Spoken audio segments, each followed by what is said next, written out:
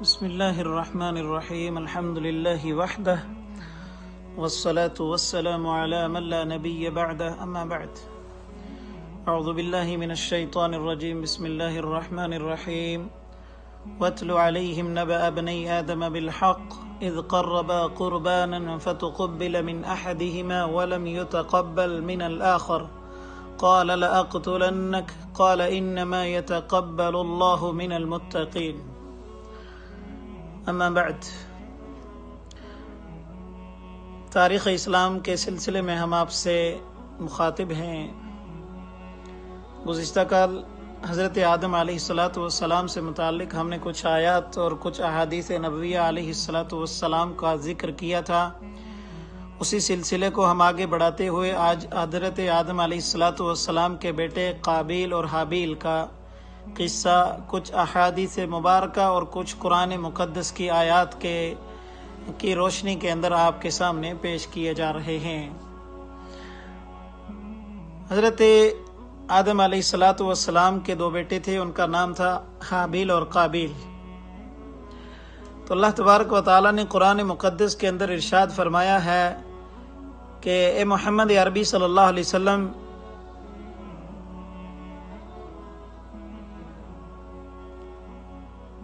ان کو یعنی آدم علیہ السلام کے دو بیٹوں قابیل اور حابیل کے حالات کا جو بالکل سچے ہیں پڑھ کر سنا دیجئے۔ وَاتْلُ عَلَيْهِمْ نَبَأَ ابْنَيْ آدَمَ بِالْحَقِّ،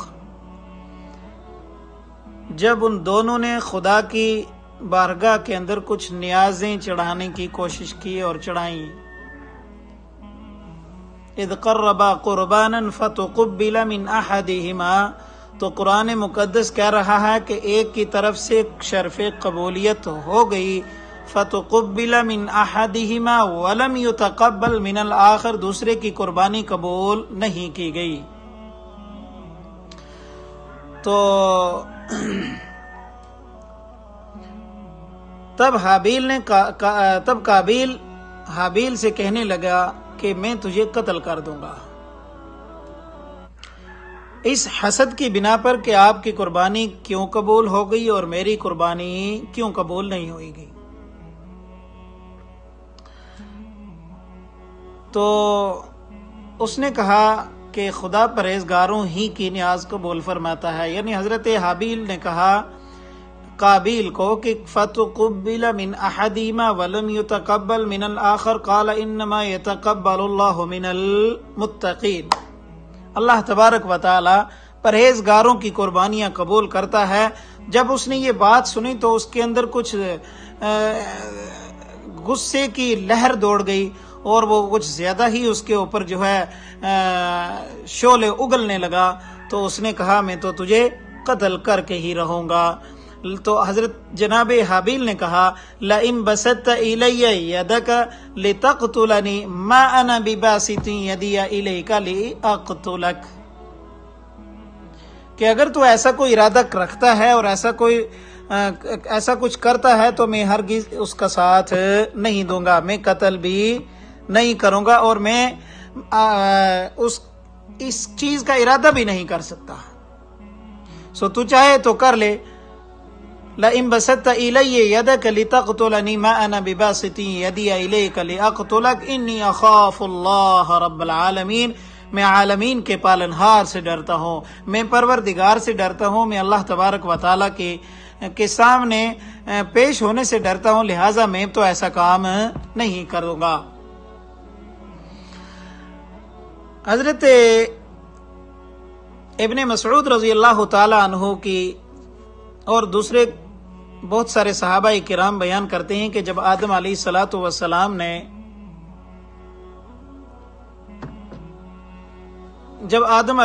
السلام کی اولاد کا سلسلہ شروع ہوا، توالد اور تناسل کا، تو انہوں نے یہ اصول رکھا کہ ان کا ہر وہ بیٹا جس کے ساتھ دو پیدا ہوتے تھے، ایک لڑکی اور ایک لڑکا، تو جس کے ساتھ جو لڑکی پیدا ہوئی ہے وہ دوسرے والے کے ساتھ، جس کے ساتھ دوسرے ایک بھائی کے ساتھ ایک لڑکی پیدا ہوتی تھی، یعنی بہن اور بھائی جس کے ساتھ جو بہن پیدا ہوتی تھی وہ دوسرے والے کو اپنی بہن دے کر اس سے اس والی بہن کو جو ہے اپنی زوجیت کے اندر لاتا تھا. یہ قانون شریعت اس وقت یہی تھا.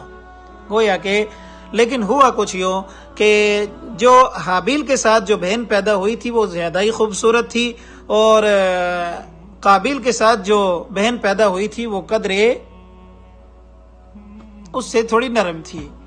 تو قابیل یہ کہنے لگا کہ میں اپنی جو میرے ساتھ بہن پیدا ہوئی ہے لہٰذا میں اس کے ساتھ نکاح کروں گا. جو حابیل کے ساتھ پیدا ہوئی ہے میں اس کے ساتھ نکاح نہیں کروں گا. حابیل اپنی بہن کے ساتھ کرے، میں اپنی کے ساتھ کروں گا. لیکن یہ شریعت کے بالکل بھی مزاج کے مطابق نہیں تھا. حکم الہی بھی ایسا وہی تھا، اور حضرت آدم علیہ الصلاۃ والسلام نے بھی اس چیز کا حکم نہیں دیا تھا. تو یہ سلسلہ جو ہے طول پکڑتا گیا، جبکہ اس صورت میں قابیل کی شادی حابیل کی بہن سے ہوئی جو بہت حسین تھی. لیکن حابیل کے سمجھانے کے باوجود قابیل اپنی ضد کے اوپر اڑا رہا، بلکہ حابیل سے یہاں تک کہا کہ اگر وہ اس کی بہن سے شادی کے اوپر اصرار کرتا ہے اور اصرار کرے گا تو میں یعنی قابیل اسے قتل کر دوں گا. حضرت آدم علیہ الصلاۃ والسلام کو بھی اصرار تھا کہ حابیل قابیل کے بہن سے شادی کرے، لیکن قابیل کی ضد کے پیش نظر انہیں حکم دیا کہ وہ دونوں خدائے قدوس کے حضور حاضر ہوں اور اپنی قربانی لے کر کے پیش ہوں. جس کی قربانی قبول ہو گئی وہ حق بجانب ہوگا کہ اس کی بات مان لی جائے. یہ حکم دے کر حضرت آدم علیہ الصلاۃ والسلام حج کے لیے روانہ ہو گئے اور اپنے دونوں بیٹوں سے کہتے گئے کہ وہ اپنی املاک کے ساتھ دوسرے کی املاک کی بھی حفاظت کرے. حابیل تو آدم علیہ الصلاۃ والسلام کے اس حکم کے اوپر عمل کے لیے تیار ہو گیا، جبکہ قابیل نے اس سے انکار کر دیا. حالانکہ قابیل کی بھیڑ بکریوں کے ریوڑ بہت زیادہ تھے، جبکہ قابیل کی ملکیت کچھ زراعتی زمینیں تھیں. جب ان دونوں بھائیوں نے اپنی قربانی بطور نظر ایک جگہ پر لے کر کے رکھ دی تو آسمان سے ایک بجلی کا کڑکا نازل ہوا اور ایک شعلے کی صورت کے اندر آیا اور حابیل کی قربانی کو لے کر اڑ گیا. جس کا یہ مطلب تھا کہ حابیل کی قربانی قبول ہو گئی خداوند قدوس کی بارگاہ عزتی کے اندر، جبکہ قابیل کی قربانی کو مردود کر دیا گیا. جس کا یہ مطلب تھا کہ اس کی قربانی ناقابل قبول ٹھہری. یہ دیکھ کر قابیل اور بھی زیادہ بپھر گیا اور اس کے اندر غصے کے جو ہے شعلے ابلنے لگے. اسے لاکھ سمجھانے کی کوشش کی گئی کہ بارگاہ خداوندی میں نظر کی قبولیت کی شرط صرف قربانی پیش کرنے والے کی پرہیزگاری ہوتی ہے. انما یتقبل اللہ من المتقین. حابیل سے یہ سن کر قابیل اور بھی زیادہ غضبناک ہو گیا. اس نے اپنے بھائی یعنی جناب حابیل کو قتل کر دیا، معاملہ ہی ختم کر دیا. اس کے بعد جیسا کہ اللہ تبارک و تعالی نے قرآن پاک میں ارشاد فرمایا کہ اللہ تعالیٰ کے حکم سے ایک کوا آیا اور زمین کو کریدنے لگا. فبعث اللہ غرابا یبحث فی الارض لیریہ کیف یواری سوءۃ اخیہ قال یا ویلتى اعجزت ان اکون مثل هذا الغراب.